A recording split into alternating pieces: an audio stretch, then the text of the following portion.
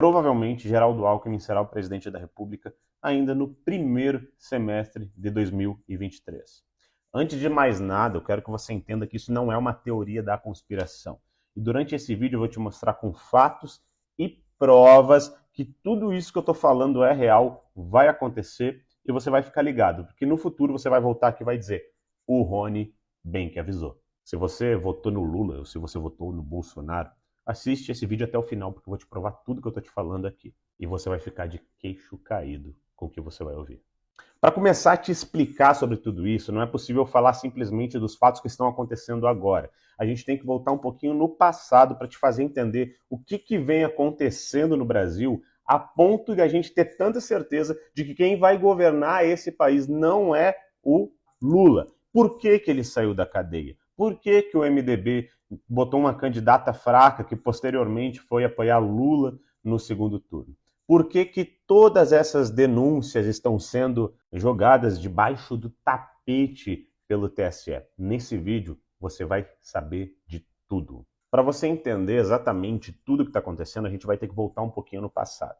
Você lembra muito bem dos escândalos do Petrolão e do Mensalão que aconteceu durante os governos Lula, mas você talvez não saiba muito bem o que aconteceu durante os governos Fernando Henrique Cardoso. E o que isso tem a ver com o que vai acontecer no próximo semestre de 2023? Fernando Henrique Cardoso foi um presidente que se elegeu as duas vezes no primeiro turno. Ele era um esquerdista do PSDB, né?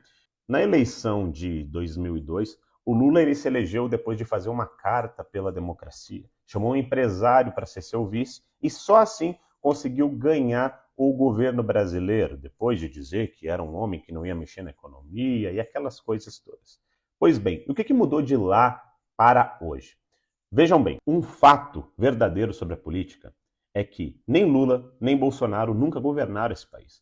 Quem sempre governou o Brasil foi o Centrão. E todos nós sabemos disso. O Centrão ele representa nada mais, nada menos do que o sistema político que toma conta do Brasil. Na verdade, é o maior câncer que existe no Brasil, são esses políticos. Talvez representados aí por Michel Temer, Aécio Neves no passado, o próprio Geraldo Alckmin e José Serra. Agora vamos voltar nas eleições passadas. Depois que Lula deixou o país quebrado e uma dívida enorme para Dilma, a Dilma sofreu um impeachment.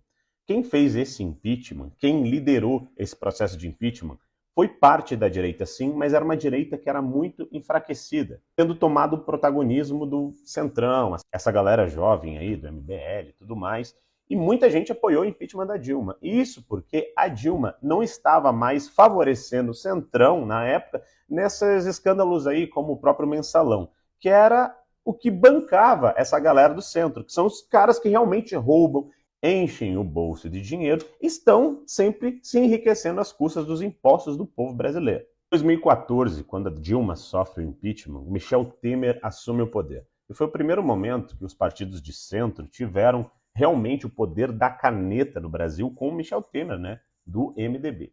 E tiveram 2 anos para trabalhar um novo nome para ser o presidente da República. E quem era o candidato? Exatamente, Geraldo Alckmin. Todo mundo sabe que essa oposição do PT e do PSDB sempre foi de fachada.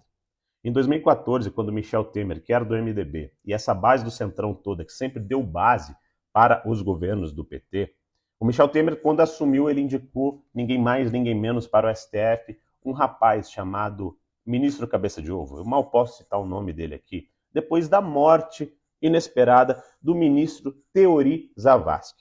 Hoje vocês sabem exatamente o que esse ministro vem fazendo com o Brasil. O sistema político não envolve apenas políticos, eles envolvem a mídia, que ganha muito dinheiro com isso, eles envolvem políticos corruptos, eles envolvem empresários que lavaram muito dinheiro durante todos os esquemas de corrupção do Brasil. E exatamente por esse motivo que eles não permitiram que durante todos esses anos Jair Bolsonaro pudesse governar o país. Só que o que acontece? Quem botou Lula na cadeia pelos vários crimes que ele cometeu foi um juiz de primeira instância. Logo depois ele foi condenado por desembargadores e, por final, foi condenado pelo STJ e pelo STF. Só que aí, vendo a popularidade de Jair Bolsonaro, tudo isso mudou. Nos cálculos de todo esse sistema político, coordenado aí por Michel Temer, Alexandre de Moraes, Geraldo Alckmin, o PSDB e tudo mais, ao derrubar a ex-presidente Dilma, eles teriam protagonismo diante da população. Seriam eles os grandes algozes do PT, afinal de contas, sempre foi PT contra PSDB, não é mesmo? E eles lançaram aí o nome de Geraldo Alckmin, inclusive para a presidência da República, enquanto o PT estava com seu maior líder, Luiz Inácio Lula da Silva, preso. Só que dentre tudo isso surgiu uma coisa que eles não calculavam. Uma coisinha, uma pessoa chamada Jair Messias Bolsonaro. O cara não tinha nem 1% das intenções de voto.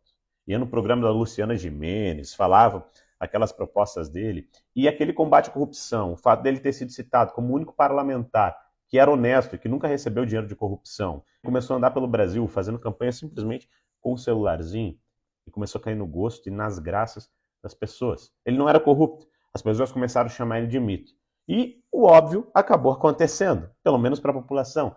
Jair Bolsonaro venceu as eleições com a maior votação da história. E isso, com certeza, incomodou muito o Centrão. Bolsonaro não era a pessoa mais polida politicamente, isso é óbvio, mas era um cara que não roubava e não deixava roubar. É alguém que não loteou cargos para o Centrão, alguém que diminuiu a máquina pública. E isso deixou essa galera enraivecida. Mas eles tinham uma carta na manga, conhecida como ministro cabeça de ovo. Esse Centrão fingiu apoiar alguns projetos do Bolsonaro. Esse Centrão que aprovou o tal do orçamento secreto, ou emendas de relator, se vocês acharem melhor. Esse sistema político é o mesmo que impediu Bolsonaro de governar durante a pandemia, utilizando sempre artifícios do STF.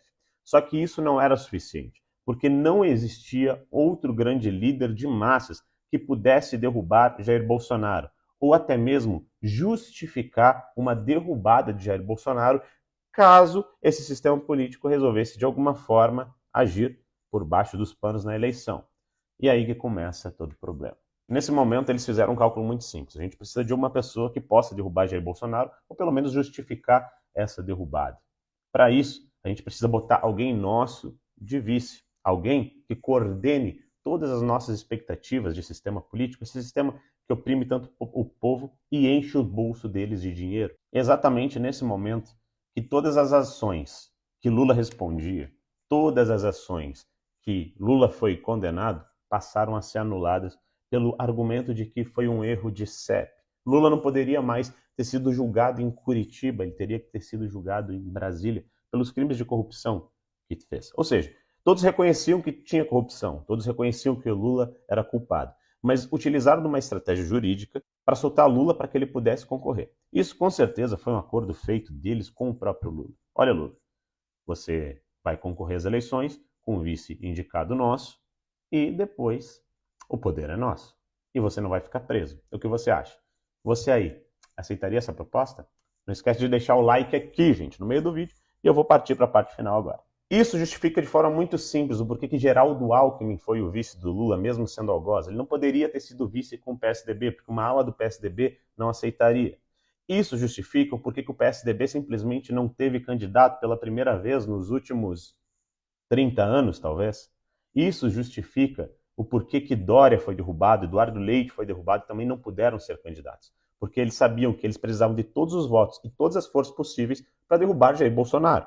Exatamente agora que você começa a entender que o MDB lança uma pessoa totalmente sem expressão política, que é Simone Tebet, que bastou um dia após o primeiro turno que ela já pulou na campanha de Lula. É exatamente agora que você entende que Lula está falando tanta bobagem contra o mercado para gerar um caos financeiro que justifica, inclusive, o próprio impeachment do Lula. E sim, o Lula está ciente de tudo isso. É um acordo que é feito aí para o próprio Lula sair limpinho, tranquilo, não responder mais nenhum processo, viver o resto da vida dele com tranquilidade, conseguir espaço para todos os cupinchas dele no governo, e quem vai tomar o poder é o sistema político. Alckmin vai ser o presidente da República em menos de 6 meses. E se você tem alguma dúvida, você pode pesquisar tudo isso que eu falei para vocês. E daqui a 6 meses você pode voltar aqui nesse vídeo e me cobrar. Lula não vai governar. Sabe qual é a analogia boa disso? É igual o McDonald's e o palhaço do McDonald's. Todo mundo sabe que o palhaço é a cara da marca McDonald's, mas não é o palhaço que administra. Brasil vai ser entregue nas mãos desses políticos do sistema, esses corruptos que aparelham o Estado. Isso com a desculpa de que precisamos de estabilidade política. Tirar o Lula da jogada é uma das fases do processo. Outra fase do processo, com certeza, é tornar Bolsonaro inelegível para os próximos anos. Isso porque eles têm o STF na mão trabalhando em função disso e também tem grande parte dos políticos trabalhando em função disso. Veja bem, para provar o impeachment do Lula com esse Congresso que a gente tem hoje, basta passar o pedido. Agora, tudo que eles querem é que a presidência da Câmara e do Senado caiam nas mãos de gente do Centrão. E esses acordos já estão sendo feitos. E isso também explica essa PEC absurda que vai levar o Brasil ao caos para pagar Bolsa Família de 600, mais não sei o quê, mais pipipi, mais popopó. Pois eles tinham que tirar uma pedra do sapato chamado Bolsonaro. O único que poderia justificar isso é a vinda do Lula. E para que o Lula venha, fazem um acordo para limpar o nome dele, a ficha dele, e depois tomar a presidência da República e entregar nas mãos daqueles canalhas que sempre roubaram a gente. E se você assistiu esse vídeo até aqui, não esqueça, me segue aqui, me segue também no Instagram, que eu vou estar gerando mais conteúdos de qualidade para você. Um forte abraço.